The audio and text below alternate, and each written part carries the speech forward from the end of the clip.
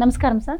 నమస్కారం మన వీక్షకులకు కూడా నమస్కారం సార్. సజ్జల రామకృష్ణారెడ్డి ఈరోజు ప్రెస్ మీట్ పెట్టి మరి పోలింగ్ ఏజెంట్లకు దిశానిర్దేశం చేశారు సార్. అసలు మామూలుగా దిశానిర్దేశం అంటే ఎట్లా చేస్తారు? మా పార్టీ గెలుస్తుంది, కష్టపడండి అందరూ అని ఇలాగ చెప్తా ఉంటారు. కానీ ఈరోజు ఆయన చాలా డిఫరెంట్గా మాట్లాడారు. ఆ రోజు సీఎం జగన్మోహన్ రెడ్డి గారు స్లీవ్స్ మడత పెట్టండి అని ఎట్లా చెప్పారో ఈరోజు కూడా మీరు గొడవకు దిగే వాళ్ళే పోలింగ్ ఏజెంట్లుగా కూర్చోండి అని చెప్పి ఆయన చెప్పిన పరిస్థితి చూస్తున్నాం. ఎందుకు అలా అంటే ఇప్పుడు పార్టీలో నెంబర్ 2 అనే చెప్పుకోవచ్చు ఆయన. అలాంటి ఆయన ఇప్పుడు ఇలాంటి సందేశం ఇస్తుంటే మరి ఇంకా పోలింగ్ రోజు అసలు భద్రత ఎక్కడి నుంచి వస్తుంది సార్? ఎన్ని ఏర్పాట్లు చేసినా మరి ఎలా దాడులు ఆగుతాయంటారు? అంటే అసలు ఆయన నియామకమే ఒక వక్ర నియామకం అమ్మా. ఆ వక్ర నియామకం వలన వచ్చే ఫలితాలు కూడా వక్ర ఫలితాలే వస్తాయి. ఇప్పుడు ఆల్రెడీ వక్ర ఫలితం వచ్చి ఈవీఎంలలో నిక్షిప్తం అయి ఉంది. ఇలాంటి సలహాదారుల మూలనే జగన్మోహన్ రెడ్డి ఇలాంటి సూపులో పడ్డాడు. ఇంకా సూపులో పడేయటానికే ఇప్పుడు సజ్జల రామకృష్ణారెడ్డి గారు చేసిన వ్యాఖ్యలు. ఇప్పుడు ఆవు చేలో మేస్తే దోణ గట్టును మేయదని జగన్మోహన్ రెడ్డి గారి పరిపాలన మొత్తం కూడా ప్రజల్ని హింసించడంలోనే జరిగింది. అందుకే చంద్రబాబు నాయుడు గారు ఏమన్నారు, రేపు గనక నా ప్రభుత్వం అధికారంలోకి వస్తుంది 4వ తారీఖు తర్వాత ప్రజలందరూ నన్ను కోరుకుంటున్నారు, నేను వచ్చి కూడా చేసేది ఏదైతే ఆయన విధ్వంసంతో మొదలెట్టాడో పరిపాలనని, ఆ విధ్వంసం దగ్గరే నేను ప్రమాణ స్వీకారం చేసి అక్కడ నుంచే నేను పునరుద్ధరణ మొదలు పెడతానని చెప్పాడు. ఎక్కడైతే అది చాలా గొప్ప విషయం, చరిత్రలో మిగిలిపోయే అంశం ఇది. ఆయన ప్రజల కోసం ఒక వేదిక నిర్మిస్తే ఆ వేదికలో ఎలక్ట్ అయిన జగన్మోహన్ రెడ్డి గారు ఫస్ట్ సమావేశం చాలా అత్యంత కీలకమైన సమావేశం, అత్యున్నత స్థాయి సమావేశం, ఐఏఎస్ ఐపీఎస్లతో అదే ప్రజావేదికలో సమావేశం ఏర్పాటు చేసుకున్నాడు. ఎవడన్నా తిన్న ఇంటికి వాసాలు లెక్క పెడతాడా? తిన్న ఇంటి కూలిపోవాలని కోరుకుంటాడా? ఆయన అంత ప్రతిష్టాత్మకమైన సమావేశం, ఆయన ప్రభుత్వ ఉద్దేశాలను అక్కడ చెప్పాడు, ఎలాంటి పరిపాలన ఇస్తానని. అదొక చరిత్రక ప్రదేశం కదా. జగన్మోహన్ రెడ్డి గారు ఈ భవనంలో ఫస్ట్ ఐఏఎస్ ఐపీఎస్ల సమావేశం పెట్టాడని అంటే అది చరిత్రలో కూడా మిగిలిపోద్ది. ఆ చరిత్రని ఆయన మొత్తం కూలగొట్టేశాడు. అంటే అక్కడే మనకు అర్థమవుతుంది అతనికి ఒక ప్రజల పట్ల ప్రేమ లేదు, ప్రజల యొక్క సొమ్ముతో నిర్మించిన భవనాలను కాపాడటం మీద శ్రద్ధ లేదు. ప్రజల సొమ్ముని తీసుకెళ్ళి ఎవరన్నా డ్రైనేజ్ కాలువలో పోస్తారా? ప్రజల రక్తం అది. ఇప్పుడు ఉంటాయమ్మా బ్లడ్ బ్యాంకులు, ప్రజల నుంచి రక్తం సేకరిస్తాయి. అది ఎవరికి అవసరమైతే వాళ్ళకి ఇచ్చినప్పుడు దాని ప్రయోజనం నెరవేరినట్టు, దాని ఉద్దేశం నెరవేరినట్టు. ఆ బ్లడ్ ప్రజలందరి దగ్గర నుంచి బ్లడ్ తీసి వాటిని తీసుకెళ్ళి డ్రైనేజ్ పైపుల్లో కనుక పోసేశారనుకోండి, ఎందుకు తీసుకున్నట్టు ఆ రక్తం? వాళ్ళ దగ్గరే ఉంటే పాపం వాళ్ళు ఆరోగ్యంగా ఉండేవాళ్ళు, వాళ్ళు ఆనందంగా ఉండేవాళ్ళు కదా. దాన్ని ఎవరికైనా అవసరమైన వాళ్ళకి ఇస్తే వాళ్ళు జీవితం మళ్ళీ పునరుద్ధరణ జరిగేది. అట్లా కాకుండా అది ప్రభుత్వానికి చిరకాలం. ప్రభుత్వాలు పిబి షెల్లీ అన్నట్టు బ్రూక్ అని ఒక పద్యంలో అంటాడు, men may come and men may go, we keep go on for ever అని. అంటే సెలయేర్లు, మనుషులు పుడతారు పోతారు, సెలయేర్లు మేము ప్రవహిస్తూనే ఉంటాం ఎప్పుడు అని ఎల్లప్పుడూ. అట్లాగే ఆ ప్రజావేదిక కూడా ఒక చంద్రబాబు నాయుడు గారు దిగిపోతే అదేం కుప్పకూలిపోదు, లేకపోతే జగన్మోహన్ రెడ్డి గారు వెళ్ళిపోతే పోదు. ఎంతోమంది ముఖ్యమంత్రులు, అనేక మంది ఐఏఎస్ ఆఫీసర్లు, వచ్చే తరాలకు సంబంధించిన వాళ్ళందరూ అది ఉపయోగించుకుంటారు. దాన్ని ఆయన కుప్పకూల్చారాక మర్నాడు 24 గంటల లోపల కుప్పకూల్చాడు. దాన్ని అభ్యంతర పెడతానికి వెళ్ళిన తెలుగుదేశం నాయకుల మీద లాఠీచార్జ్ చేశారు. ప్రజల సొమ్మును పగలగొట్టొద్దని వెళ్ళారు, కానీ వాళ్ళ వ్యక్తిగత సొమ్మ, లేకపోతే అదే కనుక నీ సొమ్ము అనుకో. జగన్మోహన్ రెడ్డి గారు వ్యక్తిగత భవనాల్లో సపోజ్ లోటస్ పాండో లేకపోతే ఆయన తాడేపల్లి ప్యాలెస్ కూల్చుకుంటే ప్రజలు వెళ్ళి అడ్డం పడరు కదా. అది నీ సొంత ఆస్తి, నువ్వు కూల్చుకోవచ్చు. ఇది ప్రజల ఆస్తి, ప్రజలు కాపాడుకోవాల్సిన అవసరం వాళ్ళకు ఉంది. కానీ అది కూడా వాళ్ళని దూరంగా లాగేసి పోలీసులు కాల్పులు చేస్తామని బెదిరించి కూల్చారు. అంటే నేను ఎందుకు చెబుతున్నానంటే ఈ విషయం, ప్రభుత్వం అనేది ఏర్పడటమే ఒక ప్రజలకు వ్యతిరేకమైన పరిపాలన చేయడానికే వచ్చింది. ఇప్పుడు సజ్జల రామకృష్ణారెడ్డి గారిని ఆయన ప్రధాన సలహాదారుగా పెట్టుకున్నారంటే ఆయనకి తగ్గ మనస్తత్వం ఆయనలో ఉందనేగా. ఇప్పుడు ఇంతమంది 6 కోట్ల మంది అప్పుడు ఆంధ్రప్రదేశ్లో ఆయన ఏరి కోరి తెచ్చుకున్నాడంటే నేను విధ్వంస రచనకి ఈయన బాగా సహకరిస్తాడనే కదా. ఆయన ఎప్పుడు కూడా ఏ విధ్వంసాన్ని కూడా ఖండించలా. అంతెందుకు, ఇప్పుడు ఆయన ప్రభుత్వ సలహాదారుగా ప్రజల సొమ్ము తింటున్నప్పుడు 5 ఏళ్ల నుంచి మహిళా రైతులు ఉద్యమం చేస్తున్నారు కదా, అమరావతికి భూములు ఇచ్చి. ముఖ్యమంత్రికి జ్ఞానం లేకపోవచ్చు, నువ్వు ఒక పత్రికా రంగం నుంచి వెళ్ళావు, ప్రజల ప్రయోజనాల కోసం నువ్వు అనేక మాటలు మాట్లాడావు, లెఫ్ట్ భావాలు కలిగిన వ్యక్తివి అంటే నాకు సహచరుడు కాబట్టి చెప్తున్నా. వాళ్ళు కూడా బాధపడుతున్నారు, మా లెఫ్ట్ వ్యూస్ ఉన్న వ్యక్తి ఇలా ప్రవర్తిస్తున్నాడా అని. ఇప్పుడు ఆయన వెళ్ళి ఒక్కరోజన్నా వాళ్ళని మహిళా రైతులను పలకరించి వచ్చాడా? కనీసం అనేక ప్రెస్ కాన్ఫరెన్స్లు పెట్టావు, నువ్వు అనేక వివాదమైన అంశాలని, రౌడీలని సమర్థించావు, హింసాకాండాన్ని సమర్థించావు. ఆఖరికి పిన్నెల్లి రామకృష్ణారెడ్డి పగలగొట్టిన దాన్ని కూడా అందులో రిగ్గింగ్ జరిగిందని పగలగొట్టాడని చెప్పావు. అన్నీ నువ్వు హింసకు సంబంధించిన వాటిని సమర్థిస్తున్నావు, కానీ ఏనాడు నువ్వు ఖండించలా. ఇప్పుడు ఇవాళ కౌంటింగ్ రోజు కూడా మీరు అడిగింది అదే కదమ్మా. ఆయన మాటలు చాలా ఇదిగా ఉన్నాయి, హింసని ప్రేరేపించేటట్టుగా ఉన్నాయి అనేది. ఇప్పుడు ఈ హింసను ప్రేరేపించక వాళ్ళు ప్రతి స్థాయిలోనూ దీన్ని పోలింగ్ వ్యవస్థని, పోలింగ్ ప్రక్రియని అపహాస్యం చేసి విఫలం చేయాలని చూశారు. వాళ్ళకి తగ్గ పోలీస్ అధికారులు పెట్టుకున్నారు, కోఆపరేట్ చేసే వాళ్ళని. దీనికి సింపుల్ ఎగ్జాంపుల్ ఏంటంటే, ఆయన 13వ తారీఖున ఈవీఎం పగలగొడితే 21వ తారీఖు రాక బయట ప్రపంచానికి తెలియలేదంటే, అది కింద అక్కడ హోమ్ గార్డు నుంచి, పోలింగ్ కేంద్రం దగ్గర ఉన్న హోమ్ గార్డు దగ్గర నుంచి, పోలింగ్ కేంద్రంలో మనకి ఇంకు మచ్చబెట్టే ఒక చిరుద్యోగి దగ్గర నుంచి డీజీపీ వరకు, సిఎస్ వరకు కూడా దాన్ని మేనేజ్ చేయబట్టే కదా, లేకపోతే అది బయటకు రాకుండా ఉంటుందా? బయటకు వచ్చిన తర్వాత వాళ్ళు అడిగే ప్రశ్న ఏంటంటే దాన్ని ఖండించడం కాదు, ఇది బయటకు ఎలా వచ్చింది అని అడుగుతున్నారు. ఆయన కూడా అడిగాడు, ఇది ఎట్లా బయటకు వచ్చిందని. నువ్వు సూర్యకాంతిని అరిచేతిని అడ్డం పెట్టి ఆపగలుగుతావా? ఆయన చేసింది ఎక్కడ చేశాడు ఆ దౌర్జన్యం? ఒక పబ్లిక్ ప్లేస్, ప్రభుత్వ భవనంలో చేశాడు. అది పోలింగ్ కేంద్రం, అది కేంద్ర ఎన్నికల కమిషన్ ఆస్తి, వాళ్ళు నిర్వహిస్తున్న దాంట్లో చేసి ఆయన ఇంట్లో గనక కొంతమంది వాళ్ళకి వ్యతిరేకమైన అంశాలు జరిగినప్పుడు టీవీలు పగలగొట్టుకుంటారు ప్యాలెస్లో అని చెబుతారు.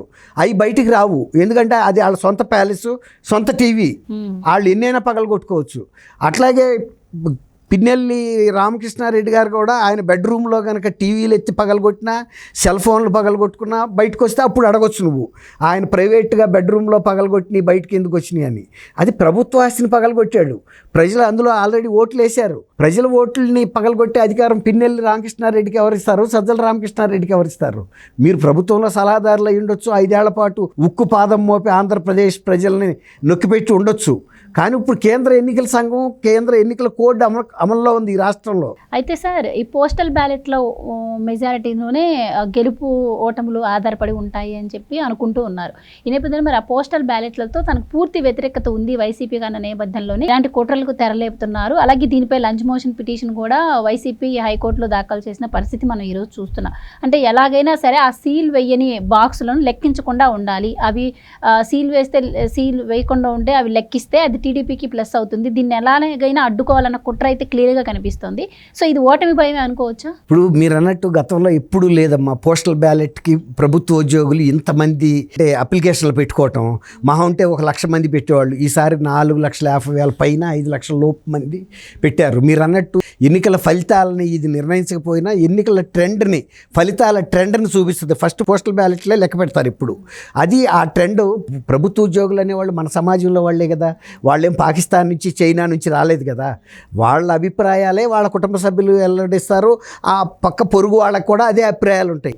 ఒక ట్రెండ్ అయితే తెలుస్తుంది బయటికి. అయితే వీళ్ళు ఇంతమంది అప్లై చేసినప్పుడు ఎట్టి పరిస్థితుల్లోనూ ఈ పోస్టల్ బ్యాలెట్ ప్రక్రియ సరిగ్గా జరగకుండా ఉండాలని వాళ్ళ నియమ నిబంధనలను రకరకాల మార్చి వాళ్ళని ఇబ్బంది పెట్టడానికి ప్రయత్నిస్తే అప్పుడు కూడా వాళ్ళు కేంద్ర ఎన్నికల సంఘం దృష్టికి తీసుకెళ్లారు.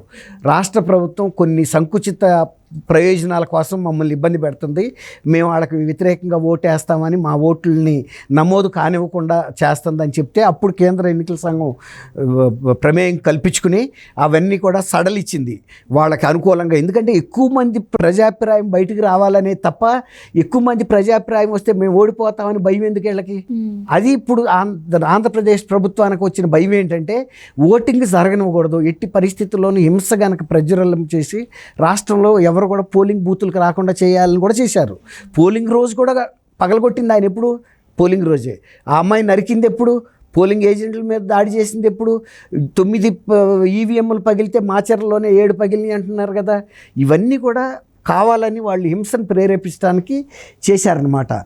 ఇది పోలింగ్ వీళ్ళు ప్రక్రియని వాళ్ళ వరకు వాళ్ళు పర్మిషన్ తెచ్చుకున్నారు, ఓట్లు వేసారు. ఇప్పుడు వాళ్ళు ఏంటంటే ఆ ఓటింగ్లు కూడా కౌంటింగ్లోకి రానివ్వకుండా రెండో ప్రయత్నం చేస్తున్నారు. లాస్ట్ ప్రయత్నమే అనుకో, ఆఖరి ప్రయత్నం. ఆఖరి ప్రయత్నం ఇది. తర్వాత ఇంకోటి, వీళ్ళు ఫెసిలిటేషన్ సెంటర్ అని గతంలో ఇళ్ల నుంచి పోలింగ్ వాళ్ళు పోస్టల్ బ్యాలెట్ని పోస్ట్ చేసేవాళ్ళు. ఈసారి ఎక్కువ మంది ఉన్నారని వాళ్ళకు కూడా కొన్ని కేంద్రాల్లో, జిల్లా కేంద్రాల్లో, ముఖ్య కేంద్రాల్లో ఫెసిలిటేషన్ సెంటర్ అంటే వీళ్ళు ఓట్లు వేయటానికి ఆ బ్యాలెట్ల మీద ముద్రేసి బాక్స్లో వేయటానికి కేంద్రాలు పెట్టారు. అక్కడ కొట్టు సత్యనారాయణ అని రాష్ట్ర మంత్రి వెళ్ళి బెదిరించబోయాడు. బెదిరించబోతే కూడా ఉద్యోగులు ఎదురు తిరిగారు. ఇప్పుడు రాక మీ చేతి కింద భయపడ్డాం మేము, ఇప్పుడు భయపడాల్సిన అవసరం లేదు, ఎన్నికల కోడ్ వచ్చేసింది, మాకు స్వాతంత్రం వచ్చింది, ఈ లోపలికి గనక వచ్చావో నీ సంగతి చూస్తామని బెదిరించారు. దాంతో ఆయన వెనక్కి తిరిగి వెళ్ళిపోయాడు. ఇప్పుడు ఏమంటారంటే వాళ్ళు బ్యాలెట్ బాక్సుల మీద ఆర్ఓ సంతకం పెట్టడమే కాదు, ఆర్ఓకి సంబంధించిన అధికార సీల్ కూడా ఉండాలని పెట్టారు. కొన్నిసార్లు ఆర్ఓలతో వీళ్ళు కుమ్మక్కయ్యి అట్లా సీల్ వేయకుండా చేశారు, సాంకేతికంగా ఇబ్బంది కలిగించాలని. అలాంటి వాటిని పక్కన పెట్టమని ఎప్పుడైతే వీళ్ళు లెటర్ రాశారో ప్రభుత్వ ఉద్యోగులు కూడా కేంద్ర ఎన్నికల సంఘం దగ్గరికి వెళ్ళారు. మేము మా అభిప్రాయాలని బాక్సుల్లో తెలియజేసి బ్యాలెట్లో వేసాం, అది ఇన్వాలిడ్ అయితే తీసి పక్కన పెట్టండి, కానీ మొత్తం ఓట్లన్నింటినీ ఇన్వాలిడ్ చేసి ఏది అదే ఆర్ఓకి సంబంధించిన సీల్ లేదనే ఒక మిస్తో అట్ట పెడితే మా అభిప్రాయాలకు విలువ ఏముంది, మేము ఎందుకు ఓట్లు వేసినట్టు, మా అభిప్రాయాలను పక్కకు తోసేసినట్టు కదా అని వాళ్ళు రిప్రజెంట్ చేసుకున్నారు. అండ్ ఇంకొక విషయం ఏంటంటే సార్, ఇప్పుడు ఈరోజు లంచ్ మోషన్ పిటిషన్ వేసింది హైకోర్టులో వైసీపీ. ఇక్కడ ఈసీ నిబంధనలకు విరుద్ధంగా ప్రవర్తిస్తుంది అని చెప్పి ఆ పిటిషన్ వేసి ఈయన పెట్టిన ప్రెస్ మీట్లో ఏం చెప్పాడు అంటే పోలింగ్ ఏజెంట్లకు నో రూల్స్, అసలు రూల్స్ ఏం లేవు, ఎవరిష్టం వచ్చినట్టు వాళ్ళు చేయాలి అంటే రూల్స్ ఏమో అందరికీ వర్తించాలి, వాళ్ళు మాత్రం రూల్స్ పాటించరు అన్నట్టు అనుకోవచ్చా? అవును, నేను కూడా చూశానమ్మా, చాలా వైరల్ అయింది అది మామూలుగా లేదు. అంటే ప్రభుత్వం ధిక్కారంగా ఉంది, కేంద్ర ఎన్నికల సంఘాన్ని ఒక రాజ్యాంగ వ్యవస్థనే ధిక్కరించినట్టు. అసలు మీరెవరు ఎన్నికలు చేయడానికి? వాళ్ళు ఇంకొక ప్రపోజల్ కూడా చేశారమ్మా, వాలంటీర్లని పెట్టి ఎలక్షన్ జరపమని కూడా లెటర్ రాశారు. అప్పుడు అప్పుడు అనుమానం వచ్చింది అసలు ఈ వాలంటీర్లు ఎవరని. ఈ వాలంటీర్లు అనేవాళ్ళు ఈయన కార్యకర్తలని తెలిసింది. ఆ వాలంటీర్ని ఎన్నికల్లో ప్రక్రియలో భాగం చేయలేదని వీళ్ళకి కక్ష. అంటే ప్రభుత్వ ఉద్యోగులతో జరిపారు కదా, వాలంటీర్లు అయితే వీళ్ళు ఇష్టం వచ్చినట్టు రిగ్గింగ్లు చేసేవాళ్ళు. అందుకని కేంద్ర ఎన్నికల సంఘాన్ని మేము కూడా గుర్తించమనే స్థితికి వచ్చింది. ఇప్పుడు ఆ నియమ నిబంధనలు పాటించాల్సిన అవసరం లేదు, మన ఏజెంట్లుగా ఉండేవాళ్ళు ధిక్కారం చేసి అడ్డం తిరగండి మీరు, మేము కూడా పైనుండి మిమ్మల్ని పర్యవేక్షిస్తాం అన్నాడు. కానీ దానికన్నా ఇంకొక బెటర్ ఏంటంటే, ఎవరైతే చెప్పారో ఆ వ్యక్తే వెళ్ళి విజయవాడ పోలింగ్ కేంద్రంలో కూర్చుని అక్కడ ఎలా ప్రవర్తిస్తున్నాడో కనుక టీవీల ద్వారా ప్రసారం జరిగిందనుకోండి, మిగిలిన ఏజెంట్లు అందరూ కూడా అలా ప్రవర్తిస్తారు కదా. ఈయనకి బాగా అవగాహన ఉంది. సజ్జల రామకృష్ణారెడ్డి గారు వాళ్ళకి కోచింగ్ ఇస్తున్నాడు కదా, ట్రైనింగు. అది ఆయన నేను పలానా కేంద్రంలో కూర్చుంటున్నా, నేను ఎలా ప్రవర్తిస్తున్నానో చూడండి, ఈవీఎంలుగా అయినా కూడా నేను ఎక్కువ తెలుగుదేశం కనుక వస్తే పగలగొట్టేస్తా, మీరు కూడా పగలగొట్టండి. ఆ తర్వాత మనం ఇదే అదునుగా తీసుకెళ్ళిపోయి స్ట్రాంగ్ రూమ్ల మీద దాడి చేయాలి, అల్లూరి సీతారామరాజు లాగా. అట్లా వెళ్ళిపోయి దాడి చేసేసి అవన్నీ కూడా ధ్వంసం చేసేయాలి. అప్పుడు వీళ్ళకి కౌంటింగ్ చేయడానికి ఈవీఎంలు ఉండవు. కేంద్ర ఎన్నికల సంఘం ఏం చేయలేదు. మనం మొదటి నుంచి ఇలాంటి పరిపాలనే చేసాం. 5 ఏళ్ల నుంచి కూడా మనం అడ్డంగానే మాట్లాడాము, అడ్డంగానే పరిపాలించాం. ఇప్పుడు ఎందుకు మనకి నిబంధనలు అంటాడు ఆయన.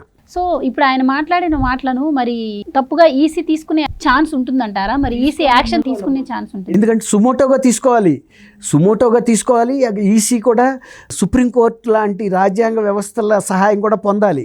వీటిని సుప్రీంకోర్టుకు పంపి దీన్నే ఒక రిట్ పిటిషన్గా తీసుకుని ఆయన మీద చర్యలు తీసుకోమని అడగాలి.